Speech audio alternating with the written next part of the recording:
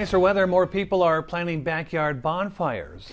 That's right. A 6-year-old boy is in critical condition after a bonfire exploded at a neighborhood gathering in Prescott, Arizona. The boy suffered second and third degree burns over more than half of his body. Sarah Robinson talked with the boy's mother, who explained what happened. I got there to the hospital, and Carson was in there, and I fell to my knees because he was burnt everywhere. He looked up at me and he said, "Mommy, I'm okay. I'm okay." Prescott mother Chelsea Colvin says her life is forever changed.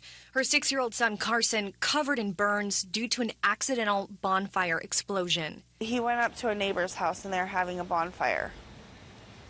And I guess she went to go pour gasoline into the fire, and it went back into the gas tank and it blew up. And it ended up blowing up all over him because he was close by.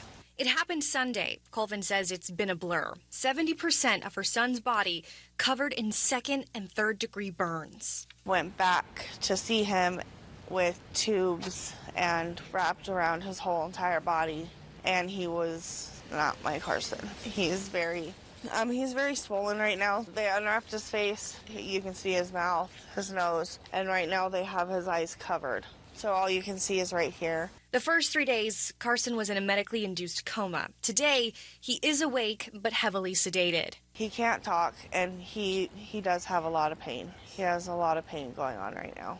He can shake his head, yes. Though Carson is expected to make a full recovery, the road ahead will be long and difficult. We can't predict it because there are infection, sickness. We can't just know that he's going to be okay.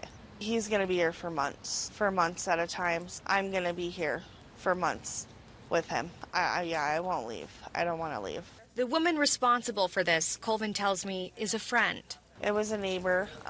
She watches the kids sometimes for my ex-husband, but she loves my kids, and I don't think any of this was purpose or anything like that. Now, Colvin wants to make sure other parents know proper bonfire safety. Don't use gasoline on a fire. Don't do it. Don't be around propane. Just make sure you're aware of all of your surroundings, and please just make sure your children are safe.